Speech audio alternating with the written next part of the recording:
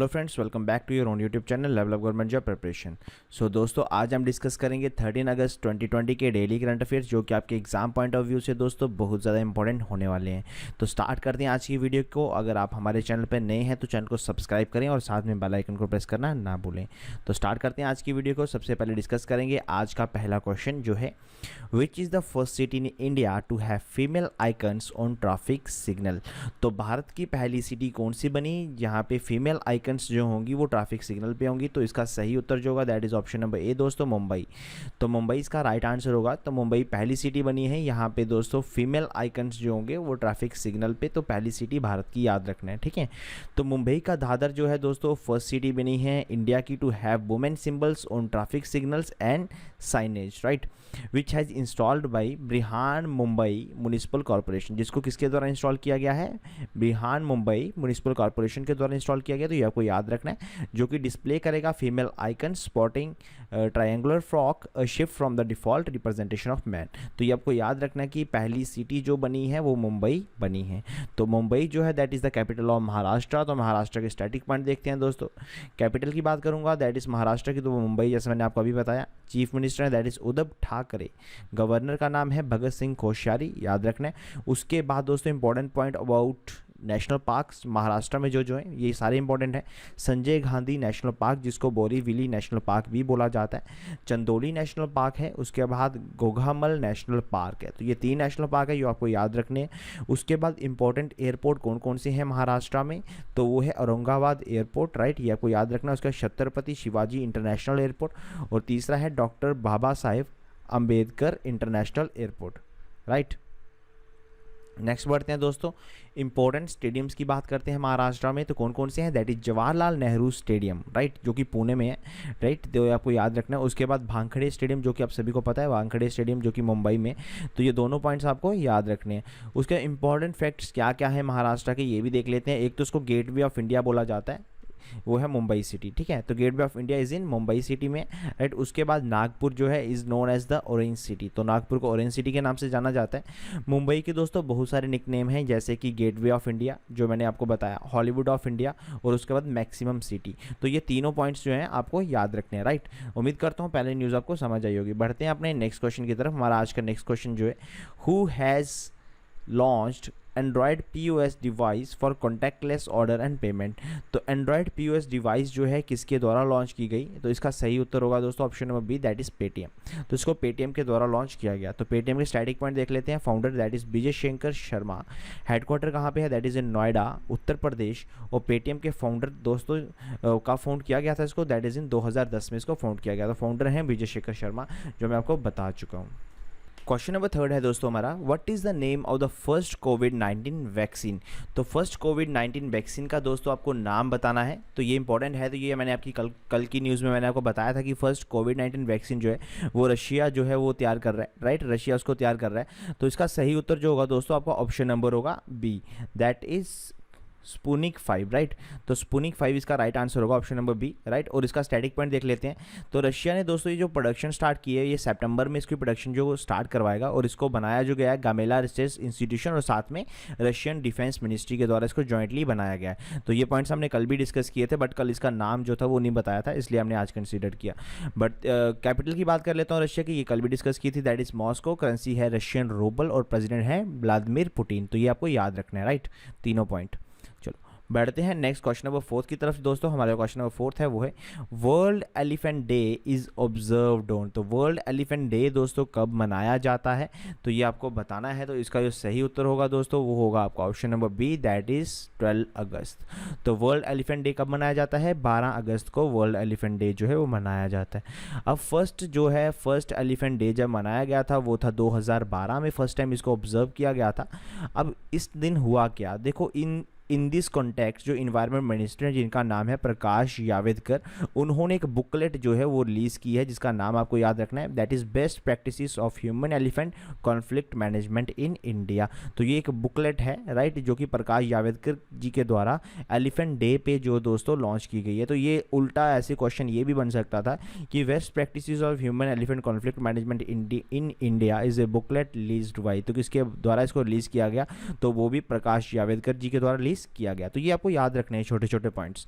चलो fifth question की तरफ चलते हैं। आज का जो पांचवा क्वेश्चन है हमारे पास वो है international youth day 2020 is observed on. तो आपको बताना है कि इंटरनेशनल यूथ डे जो 2020 कब मनाया जाता है। Right answer is option number B, that is 12 अगस्त। तो 12 अगस्त को ये इंटरनेशनल यूथ डे जो है वो मनाया जाता है। तो थीम क्या थी इसकी दोस्तों इस साल की 2020 की? Youth engagement for global action. तो ये इसकी थीम थी, तो थीम भी आपको याद रखनी है। राइट, चलो क्वेश्चन नंबर 6 की तरफ चलते हैं। हमारा जो आज का क्वेश्चन नंबर 6 है दोस्तों वो है how many women police officers were awarded the medal of excellence in investigations in 2020।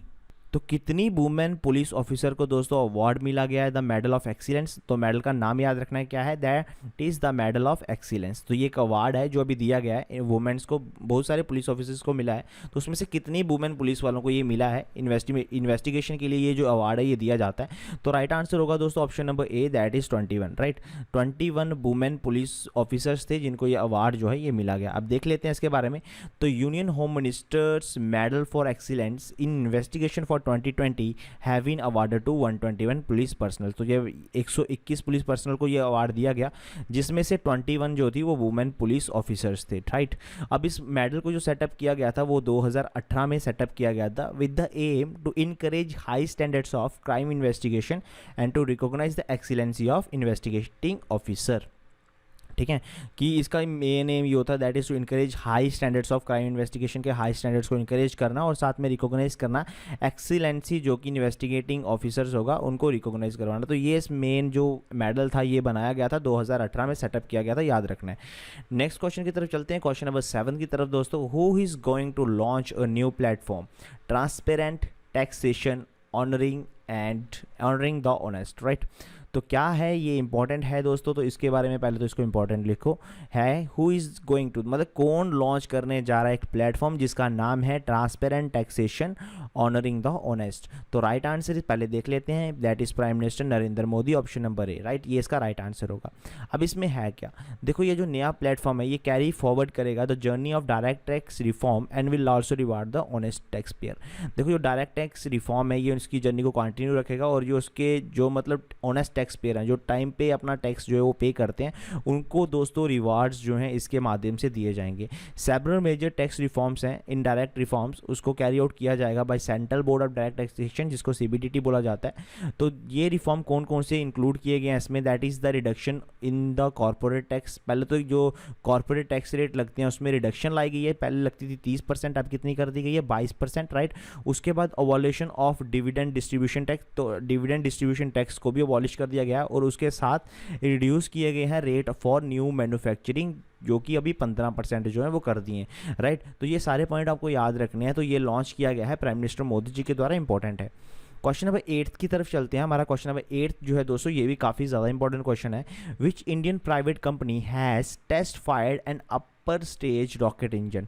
ठीक है, तो कौन सी इंडियन प्राइवेट कंपनी है जिसने टेस्ट किया अभी रिसेंटली अपर स्टेज रॉकेट इंजन। देखो याद रखना है प्राइवेट कंपनी की बात कर रहा हूँ। राइट, तो इसका सही उत्तर जो होगा दोस्तों आपका ऑप्शन नंबर ए होगा, that is Skyroot aerospace. Right, तो स्काई रूट एरोस्पेस के द्वारा अभी हाल ही में अपर स्टेज रॉकेट इंजन जो है ये टेस्ट किया गया है, तो ये आपको याद रखना है। अब थोड़ा स्टैटिक पॉइंट के बारे में बात करते हैं। देखो जो एरोस्पेस स्टार्टअप है ये मतलब स्काई रूट जो एरोस्पेस है बेसिकली ये स्टार्टअप कंपनी है जिसने अभी अपर स्टेज रॉकेट इंजन जो है इसको मतलब टेस्ट किया है और ये फर्स्ट इंडियन प्राइवेट कंपनी है। राइट, जिसके पास ये कैपेबिलिटी है होम ग्रोन रॉकेट इंजन की, इसने ये टेस्टिंग की। राइट, उसके बाद ये रॉकेट जो था इसको डेवलप किया गया था स्काई रूट फर्म के द्वारा, जिसका हेडक्वार्टर कहाँ पे है, हैदराबाद में है। तो ये आपको याद रखना है। अब इस फर्म को बैक किया था वाई क्यूरीफिट फाउंडर्स जिनका नाम है मुकेश बंसल और अंकित नगोरी के द्वारा।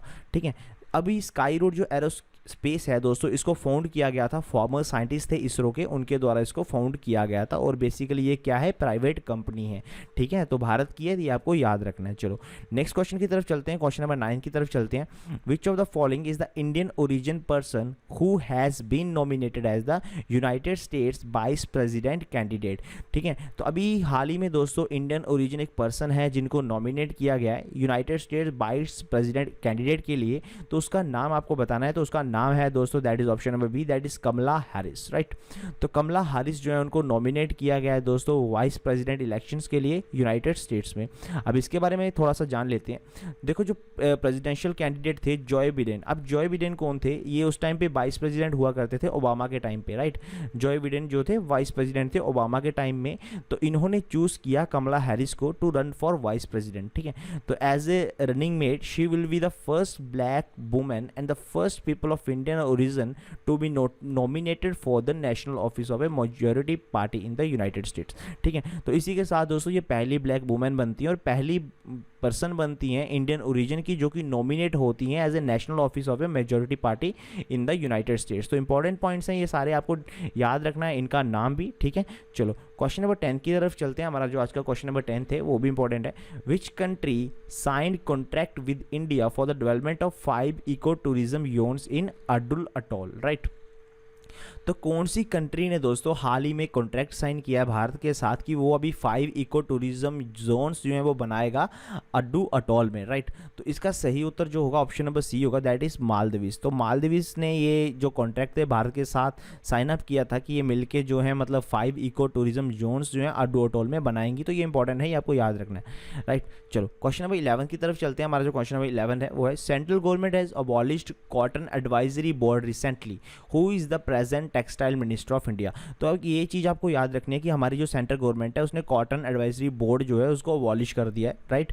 पर आपको ये बताना है कि अभी टेक्सटाइल मिनिस्टर जो हमारे प्रेजेंट है उनका नाम क्या है। तो इंपॉर्टेंट क्वेश्चन है दोस्तों, ये सारी चीज़ें आपको याद रखनी है। तो इसका सही उत्तर होगा option number C, that is Smriti Irani, she is our textile minister of India, right. तो ये सारी चीज़ें आपको याद रखनी है। क्वेश्चन नंबर 12 की तरफ चलते हैं, ये भी इंपॉर्टेंट क्वेश्चन है। Which state government has launched मुख्यमंत्री किसान सहाय योजना बाय रिप्लेसिंग प्रधानमंत्री फसल बीमा योजना, ठीक है। तो मुख्यमंत्री किसान सहाय योजना ने अभी रिप्लेस किया है प्रधानमंत्री फसल बीमा योजना को फॉर फाइनेंशियल ईयर 21। तो ये कौन सी स्टेट गवर्नमेंट के द्वारा इसको लॉन्च किया गया है, तो ये आपको याद रखना है, that is option number C, Gujarat, ठीक है।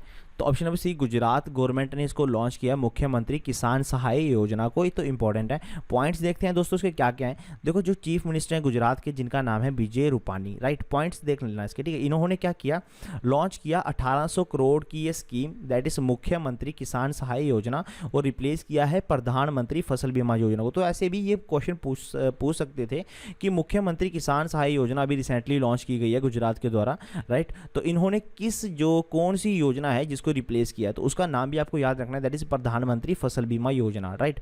अब यो दोस्तों ये मतलब फॉर द 50 लाख जो फार्मर्स थे वहाँ के, वो मतलब बहुत ज़्यादा जो क्रॉप लॉसेस थे उसको फेस कर रहे थे ड्यू टू ड्रॉट या एक्सेस रेन और अनसीजनल रेन की वजह से।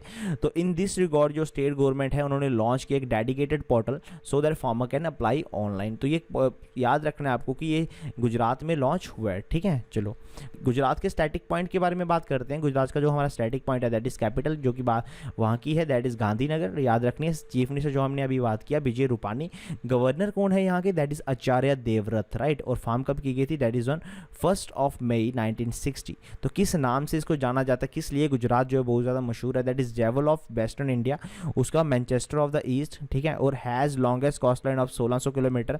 तो कोस्ट लाइन भी इसकी बहुत बड़ी है, दैट इज 1600 किलोमीटर। उसके बाद लार्जेस्ट प्रोड्यूसर ऑफ कॉटन जो है in India, largest producer of salt in India, उसके बाद largest producer of groundnut in India, ठीक है। तो इन सब नाम की वजह से जो गुजरात है जानी जाती है। कौन कौन सी रिवर हैं जो यहाँ से गुजरात से बहती हैं, साबरमती होगी, नर्मदा और ताप्ती। तो तीनों रिवर्स इंपॉर्टेंट हैं, क्वेश्चंस में पेपरों में पूछी जा सकती हैं। तो आपको ये याद रखना है कि कौन सी स्टेट में कौन सी रिवर जो है बहती है। चलो क्वेश्चन नंबर 13 की तरफ चलते हैं। Find the bank which obtained in principle approval from RBI to set up a wholly owned non-financial subsidiary, right? तो कौन सी बैंक को अभी दोस्तों obtain हुआ एक प्रिंसिपल अप्रूवल RBI से कि वो अपना होल ओन्ड जो है नॉन फाइनेंशियल सब्सिडरी जो है उसको ओपन कर सकता है। तो कौन सा बैंक है वो, तो उसका सही उत्तर होगा option number A, that is south Indian bank, right. तो साउथ इंडियन बैंक के अभी जितने भी बैंक्स के MD CEO वगैरह हेडक्वार्टर की वीडियोस वो हमने अभी कल शाम को ही अपलोड की है, आप देख सकते हैं उसको, ठीक है। तो उसके बाद दोस्तों अभी साउथ इंडियन बैंक हैं, तो जिन्होंने देखी है तो उनको तो इसका पता होगा, तो नहीं पता है तो हम बता देते हैं यहाँ पे क्या क्या चीज़ें हैं।